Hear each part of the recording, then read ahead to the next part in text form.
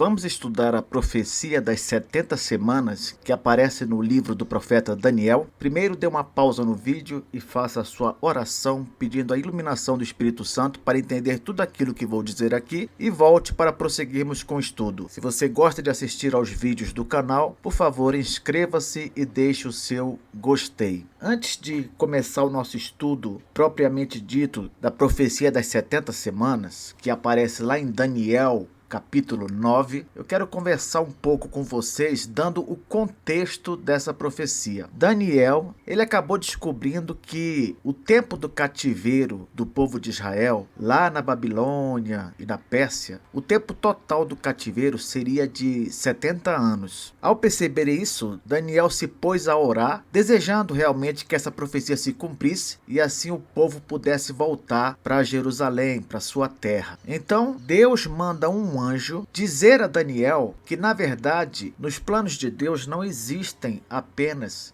70 anos com respeito ao povo de Israel, 70 anos de cativeiro. Não, existe um outro 70 relacionado ao povo de Deus e também a Jerusalém. Esses outros 70 que existem é o que nós chamamos de 70 semanas. Essas 70 semanas são um período que vai terminar somente na consumação de todas as coisas, isto é, na volta de Cristo. Então, nesse estudo, nós vamos ver quando essas 70 semanas começam, como elas vão se desenrolar no decorrer da história e como elas vão terminar. Sugiro que você estude comigo diante de sua Bíblia aberta e anotando o que eu vou dizer. Pode anotar na sua própria Bíblia mesmo, ou então em um caderno à parte. Vamos fazer uma análise aqui, versículo por versículo, do trecho de Daniel 9, versículos de 24 a 27. Começaremos agora. Versículo 24. 70 semanas, no original hebraico está escrito assim: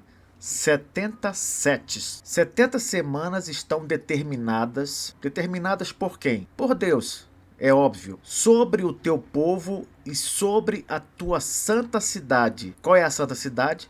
Jerusalém. O que quer dizer isso? Quer dizer que esse período de 70 semanas tem relação com o povo de Deus e com Jerusalém. Então, repetindo, 70 semanas estão determinadas para acontecerem em relação ao povo de Deus e em relação à cidade de Jerusalém. O que vai acontecer nessas 70 semanas? O próprio versículo 24 diz: vai acontecer o seguinte. Primeiro, fazer cessar a transgressão. Se nós entendermos transgressão como todo pecado contra Deus, então o cumprimento dessa parte das 70 semanas só vai se dar no final dela, concorda? Só vai acontecer lá na consumação, porque enquanto Cristo não voltar, enquanto não formos glorificados, vai continuar havendo transgressão no mundo, vai continuar havendo pecado contra Deus. Então essa primeira parte, fazer cessar a transgressão, que seria a cessação de todo o pecado, só vai acontecer na consumação, no final das 70 semanas. Outra coisa também, para dar fim aos pecados. Então, 70 semanas estão determinadas também para dar fim aos pecados. Como assim? Acabar com a possibilidade de alguém pecar. Isso, igualmente, só vai acontecer na consumação, no final das 70 semanas. Continuando, para expiar a iniquidade. O que é expiar a iniquidade? Expiar a iniquidade é resolver o problema do pecado de alguém de forma que essa pessoa possa se reconciliar com Deus. Isso não vai ficar para o final das 70 semanas, para a consumação. Por quê? Porque Cristo já fez isso na cruz do Calvário. Então, essa parte específica das 70 semanas, ela vai se cumprir por ocasião do sacrifício de Cristo na cruz. Continuando, 70 semanas estão determinadas para trazer a justiça eterna. Quando é que vai surgir a justiça eterna neste mundo? Só com a vinda definitiva do reino de Deus. Correto? Então, é outra coisa que só vai acontecer na consumação, no final das 70 semanas. Mais uma coisa, 70 semanas estão determinadas para selar a visão e a profecia. O que significa isso? Selar a visão e a profecia é cumprir o que está na visão que Daniel recebe, o que está na profecia que ele recebe. Quando é que vai se cumprir essa visão, essa profecia? Como eu falei, se essa visão vai até a consumação, até o momento da vinda de Cristo, é claro que ela só vai se cumprir lá, no final da história, quando Cristo voltar. Então, essa parte da profecia só vai se cumprir no final das 70 semanas. Por fim, diz assim: 70 semanas estão determinadas para ungir o Santo dos Santos. O Santo dos Santos aqui, nós vamos considerar como sendo uma referência ao Messias, a Jesus. Lá no livro do Apocalipse, ele é mencionado como Rei dos Reis e Senhor dos Senhores, querendo dizer que ele é o maior de todos os reis e o maior de todos os senhores. Aqui, ele é chamado de Santo dos Santos, porque é o maior de todos os santos. Ungir o Santo dos Santos é capacitá-lo para sua missão. Quando que Jesus foi ungido para realizar sua missão? Ele foi ungido por ocasião de seu batismo. Ali, o Espírito Santo desceu sobre ele e o capacitou para realizar o seu ministério como Messias. Quando é que essa profecia aqui vai se cumprir nas 70 semanas? Por ocasião do batismo de Cristo. Vamos continuar aqui. Todos os comentaristas, é bom que você saiba disso, todos os comentaristas que estudam essa profecia das 70 semanas, eles dizem que nós não estamos diante de semanas de dias, mas semanas de anos, compreende? Então essas 70 semanas seriam 70 semanas de anos, não semanas de dias. Mas, professor, de onde tiraram isso? Isso foi tirado do Ano do Jubileu, uma comemoração que ocorria de 50 em 50 anos lá em Israel. Essa comemoração, ela está registrada em Levítico, capítulo 25, versículos 8, 10, 13, 23 a 28. Olha o que diz lá: contarás 7 semanas de anos, 7 vezes 7 anos, de maneira que os dias das 7 semanas de anos te serão 49 anos.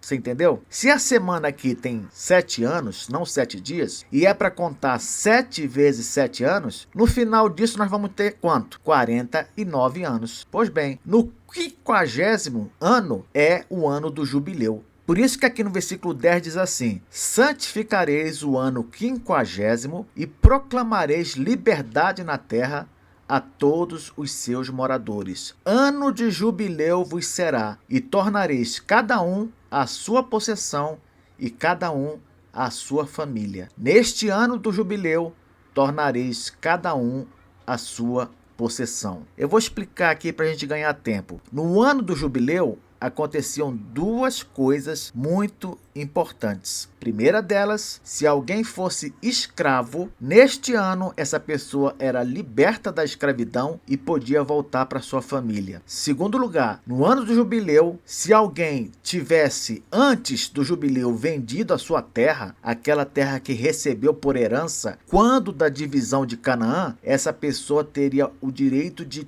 receber de volta a sua terra, a sua possessão. Então, o ano do jubileu era um ano de libertação de escravidão e de retomada da sua propriedade, da sua própria terra. Era um ano de total alegria para aquele que tivesse se tornado escravo e para aquele que tivesse perdido a sua terra ou mesmo vendido a sua terra para alguém. Foi daqui, dessa referência ao ano do jubileu, que os intérpretes tiraram essa ideia de semanas de anos e transferiram a ideia para a interpretação das 70 semanas de Daniel. Vamos continuar aqui. Versículo 25. Agora nós vamos ver quando começam essas 70 semanas, como se desenrolam e o que vai acontecer no final. Vamos lá, versículo 25. Sabe e entende, desde a saída da ordem para restaurar e para edificar Jerusalém, até ao ungido, ao príncipe, 7 semanas e 62 semanas. As praças e as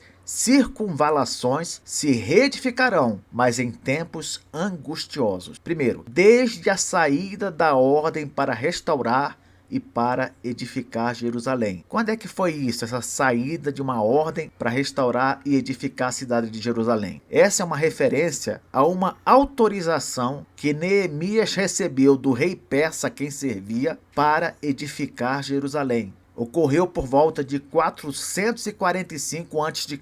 Onde é que está a referência disso, professor? Está lá em Neemias capítulo 2, versículos 3 a 5, 7 a 9 e versículos 11, 17 e 18. Vou ler uma parte desse trecho. Versículo 3. E lhe respondi.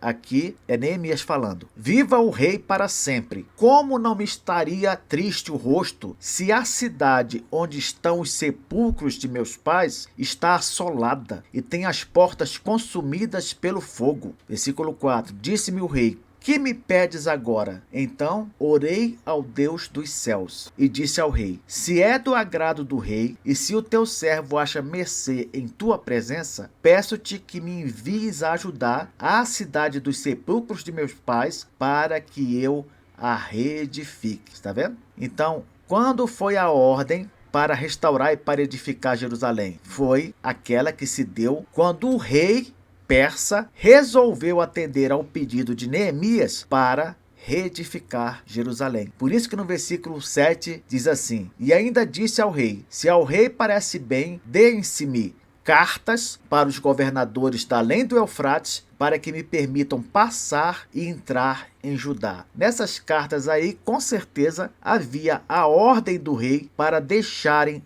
Neemias reconstruir Jerusalém. Então, quando é que começam as 70 semanas? Começam quando o rei persa, que reinava na época de Neemias, lhe deu autorização para edificar Jerusalém, que foi destruída por ocasião da invasão babilônica com Nabucodonosor. Lembra? Então, diz assim o versículo, voltando. Desde a saída da ordem para restaurar e para edificar Jerusalém, até ao ungido, ao príncipe. Quem é este aqui? Só pode ser Jesus. Por quê? Porque a palavra ungido em hebraico é Messias. Em grego é Cristo, mas de qualquer maneira o termo se refere a Jesus, o Redentor esperado de Israel. Então aqui diz: desde a saída da ordem para restaurar e para edificar Jerusalém até ao ungido, ao príncipe, 7 semanas e 62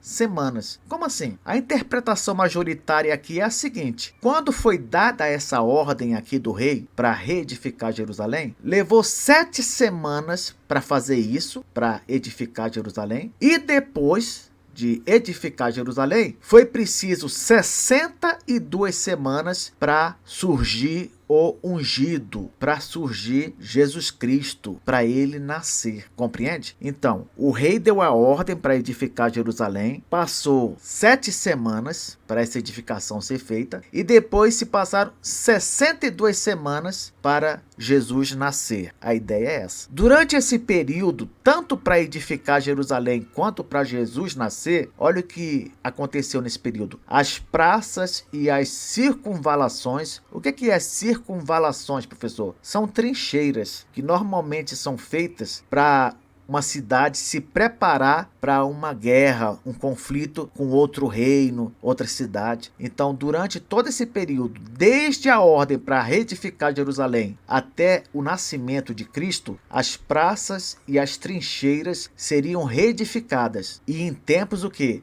Angustiosos. Querendo dizer com isso que esse período seria um período de muitos conflitos, muitos. Para saber detalhes, teríamos que estudar com cuidado todo o período, desde a ordem para edificar Jerusalém até o nascimento de Cristo. Mas isso não interessa para nós aqui. Vamos continuar. Algo importante que deve ser dito a essa altura da nossa interpretação é a seguinte: esses números todos que são apresentados nessa profecia são números simbólicos, não literais. Não devemos entender a profecia das 70 semanas como se referindo a números literais, mas sim números simbólicos. Por quê, professor? Pelo seguinte, pensa comigo, se essa profecia vai terminar por ocasião da consumação de todas as coisas, isto é, com a volta de Jesus Cristo em glória, é impossível que esses números sejam números literais. Por quê? Porque se são 70 semanas de anos e os números são literais, então 70 semanas de anos correspondem a 490 anos. 490 anos. Se nós dissermos que Jesus vai voltar, que Jesus deveria voltar ao final desses 490 anos, nós chegaremos à conclusão que Jesus deveria ter voltado em sua segunda vinda para consumar todas as coisas ainda no primeiro século. Compreende? Porque, na verdade, esses 490 anos literais, eles terminaram ainda no primeiro século da era cristã. Então, por causa disso, não podemos interpretar esses números como números literais. Não podemos. Eles são números simbólicos. Ah, mas eu conheço alguns intérpretes que fazem questão de fazer o cálculo com números literais e dá certo, funciona. Não, não funciona. Aparentemente funciona para eles porque eles fazem um malabarismo hermenêutico. Aqui, o que eles fazem? Eles vão pegar a última semana de anos dessas 70 semanas e vão jogá-la lá para o final dos tempos, lá para a época do anticristo final. E só por causa disso é que vai dar certo uma interpretação literal dos números. Porém, como vocês vão ver aqui, essas semanas elas seguem uma sequência direta. Elas não são partidas. Você não pega uma parte das semanas e separa do restante, jogando essa semana lá para o final dos tempos. Não há como fazer isso. O texto não permite. Então, volto a dizer, a interpretação tem que ser considerando os números como simbólicos, não como literais. Além disso, quando você pensa em 70, vem à sua mente dois números, o número 7 e o número 10. Quem estuda numerologia bíblica sabe que tanto o número 7 quanto o número 10 simbolizam totalidade, completude, se refere a algo total ou completo. Então, 70 semanas quer dizer simplesmente que esse é o tempo total, o tempo completo que Deus escolheu para a consumação de todas as coisas. É como se Deus tivesse decidido assim: a partir do momento que saiu a ordem para edificar Jerusalém, até a consumação de todas as coisas, a segunda vinda de Cristo, meu filho, o tempo será de 70 semanas de anos. Deus escolheu esse número porque, repito, o 7 e o 10 simbolizam totalidade, completude. A ideia é que essas 70 semanas vão abranger todo o tempo necessário na visão de Deus para essas coisas todas acontecerem. Vamos continuar aqui. Versículo 26. Depois das 62 semanas, será morto o ungido e já não estará. Olha só, agora eu vou mostrar para vocês como é que os outros intérpretes falham aqui. Eu não disse que eles pegam a última semana das 70 e jogam lá para o final dos tempos? Em outras palavras, eles pegam a 70ª semana, que é a última, e jogam para o final dos tempos, para a época lá do anticristo final. Só que aqui no texto de Daniel diz que na 70ª semana, o Messias é morto. Ora, se o Messias morre no primeiro século, como é que nós vamos jogar esse evento lá para o final dos tempos? Seria o mesmo que dizer que Cristo não morreu ainda, que ele ainda vai morrer. E pior, que ele só vai morrer perto da consumação de tudo. Qual é a lógica disso? Não tem lógica nenhuma. Mas, professor, aí no versículo 26 diz que depois das 62 semanas, não depois das 69. Ah, você fala isso porque você esqueceu que esse período das 70 semanas foi dividido assim: 7 semanas, depois 62 e depois uma semana. Você esqueceu? Eu volto aqui, ó. No versículo 25 fala assim: desde a saída da ordem para restaurar e para edificar Jerusalém até ao ungido, ao príncipe, olha só, 7 semanas e 62 semanas. Quanto é que dá 7 semanas mais 62 semanas? Dá 69 semanas. Aí vai ficar faltando só uma semana, entende? Então, saiu a ordem para edificar Jerusalém. 7 semanas depois, Jerusalém foi edificada. Aí, mais 62 semanas depois, Cristo nasce. Então, Jesus nasce, cresce, começa o seu ministério público. E aí, no versículo 26, diz: depois das 62 semanas, em outras palavras, depois das 69 semanas, porque tem que somar 7 mais 62, Cristo é morto. Ora, depois das 69 semanas, nós entramos em qual? Na última, na 70ª. Então, Cristo é morto na 70ª semana, na última semana de anos. E aqui diz também: e já não estará. Por quê? Porque Cristo vai ser morto, depois vai ressuscitar e vai subir aos céus para ficar à destra do Pai. Então, ele já não estará entre nós. Professor, essa última semana de anos, ela corresponde a que período? Pois é, eu não falei que esses números devem ser enxergados como números simbólicos? Então, essa última semana de anos, ela abrange o período que vai do início do ministério público de Jesus até a volta de Cristo, a segunda vinda de Cristo. Vou falar de novo. Essa última semana de anos, ela começa no início do ministério público de Jesus e ela termina com a segunda vinda de Jesus, ok? Então vamos ver aqui o versículo com mais detalhe. Depois das 62 semanas, isto é, depois das 69 semanas, entrando já na 70ª, será morto ungido. Jesus vai morrer. E já não estará, porque ele vai ser assunto aos céus. Não vai mais estar andando entre os homens. E aí continua: e o povo de um príncipe que há de vir destruirá a cidade e o santuário, e o seu fim será num dilúvio, e até o fim haverá guerra, desolações são determinadas. Calma, vamos com calma aqui. Depois que Jesus for assunto aos céus, isso por volta do ano 30, mais ou menos, da era cristã, o que vai acontecer no ano 70 da era cristã? Um general romano chamado Tito, ele vai vir sobre Jerusalém e vai destruí-la. Vai destruir não só Jerusalém, vai destruir também o templo de Jerusalém. Então, quando diz aqui: e o povo de um príncipe que há de vir, está falando sobre o general romano Tito e o seu exército. Leia assim: o exército de Tito vai vir, vai destruir Jerusalém e vai destruir o templo de Jerusalém. E continua: e o seu fim será num dilúvio. Não quer dizer com isso que Jerusalém e o templo seriam destruídos literalmente num dilúvio. Dilúvio aqui está sendo usado esse termo para se referir a um grande juízo de Deus, uma grande punição de Deus contra o pecado. Você lembra lá em Mateus 24, quando Jesus fala de sua segunda vinda, ele compara os dias de sua segunda vinda, da véspera de sua segunda vinda, como semelhantes aos dias de Noé. Você lembra disso? Ele fala: haverá 2 no campo.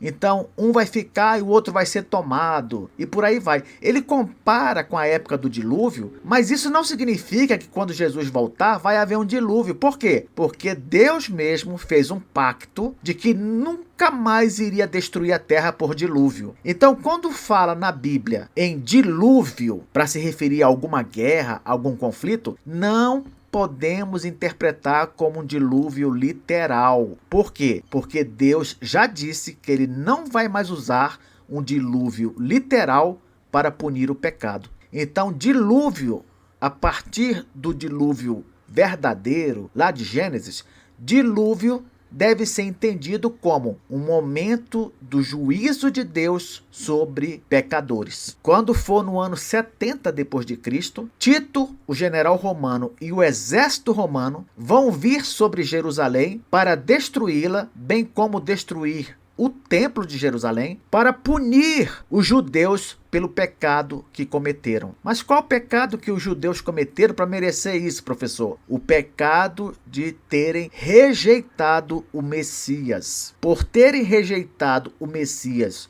no ano 30 depois de Cristo, no ano 70, Deus puniu os judeus. Ordenou a destruição de Jerusalém e do templo de Jerusalém. Vamos continuar aqui. Versículo 27. Ele fará firme aliança com muitos por uma semana. Ele quem? Se nós interpretarmos errado este versículo, toda a nossa interpretação vai por água abaixo. E é justamente aqui, no versículo 27, que a maioria dos intérpretes erra. Por quê? Porque a maioria entende que o ele aqui se refere ao anticristo. Ao anticristo final, aquele que vai aparecer próximo já da consumação de todas as coisas. Se isso fosse verdade, faria sentido você jogar a última semana lá para o final dos tempos. Porque se esse ele é o anticristo final, então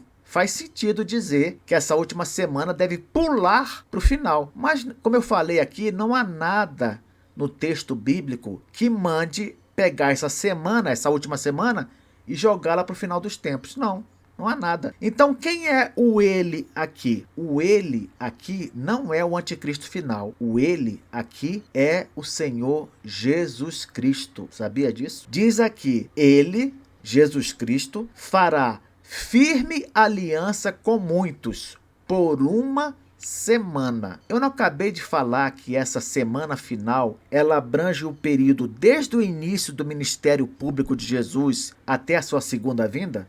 Não falei isso? Então, aqui está falando no versículo 27 que durante esse período, Jesus vai fazer firme aliança com muitos. De fato, desde o início do ministério público de Jesus, ele começa a fazer aliança com os seus escolhidos. E mesmo depois que Jesus é assunto aos céus, ele continua fazendo aliança com os seus escolhidos. Só que depois que ele é assunto aos céus, ele faz aliança através da sua igreja. Entende? Então, quando fala ele é Jesus, ele fará firme aliança com muitos por uma semana, isto é, durante todo o período entre o seu ministério público e a sua segunda vinda. Professor, por que você acha, tem certeza, melhor dizendo, que é Jesus quem faz aliança? Por quê? Porque a Bíblia diz. Se você olhar, por exemplo, quando Jesus instituiu a Santa Ceia, lá em Marcos capítulo 14, versículo 24, está escrito assim: então lhes disse, isto é o meu sangue, o sangue da nova aliança, derramado em favor de muitos. Então aqui temos duas verdades que batem com o que é dito em Daniel. A primeira, que Jesus é quem faz aliança, não é o anticristo, é Jesus. Segundo, essa aliança tem a ver com muitos, não tem a ver com todas as pessoas, ao contrário do que muitos pastores ensinam. Não, a aliança que Cristo faz, ele faz com muitos. Quem são esses muitos? São os seus eleitos, os seus escolhidos. Então, voltando aqui ao versículo 27, ao começo dele. Jesus fará firme aliança com muitos por uma semana, ou seja, durante todo o período entre o seu ministério público e a sua segunda vinda. Vamos seguir agora. Na metade da semana, fará cessar o sacrifício e a oferta de manjares. Olha só, diz aqui que na metade da semana, Cristo vai fazer cessar o sacrifício e a oferta de manjares. Eu pergunto agora, onde é que se oferecia sacrifício e manjares? Onde é que acontecia isso? No templo, no templo. E quando foi que cessou esse sacrifício e essa oferta de manjares? Cessou quando o templo foi destruído. Por fim, quando que o templo foi destruído? Em 70 depois de Cristo. Então, para você entender melhor, essa última semana de anos, esses 7 anos, ele envolve do ministério público de Jesus até sua segunda vinda. Tudo bem. Mas se dividirmos essa semana no meio, o que nós temos? Do ministério público de Jesus até a destruição do templo de Jerusalém. Você está conseguindo entender o que eu falo aqui? A última semana envolve o período do início do ministério público de Jesus até a sua segunda vinda. A metade dessa semana, ou seja, 3 anos e meio, porque não é uma semana de anos, então a metade dessa semana de anos, os primeiros 3 anos e meio, eles abrangem o período do início do ministério público de Jesus até a destruição de Jerusalém e do templo de Jerusalém. Professor, então agora só falta saber a que tempo se refere os últimos 3 anos e meio, ou seja, a segunda metade da última semana, não é?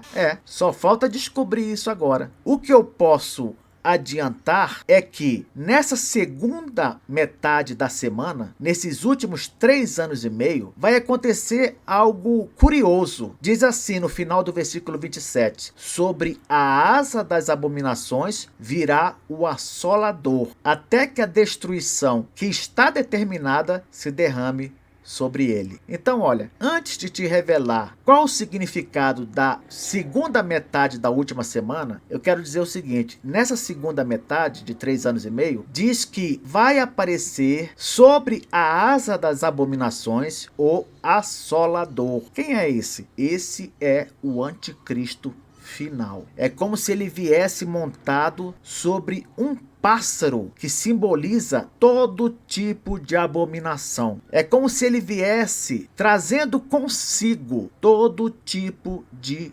assolação, destruição. E ele vai surgir e vai ficar atormentando a igreja até que a destruição que está determinada, quem vai determinar essa destruição? Deus, é claro. Até que a destruição que está determinada se derrame sobre ele. Então, eu posso adiantar que na segunda metade da última semana, nos últimos 3 anos e meio, vai surgir esse ser que nós chamamos de anticristo final, e ele vai permanecer destruindo tudo até que se derrame sobre ele a destruição que Deus mesmo determinou sobre a sua vida. Professor, eu estou muito curioso. O que significa essa segunda metade da última semana? A segunda metade da última semana, ela significa a era da igreja, a era da igreja. Por quê? Porque, de acordo com a profecia, Jesus vai morrer, vai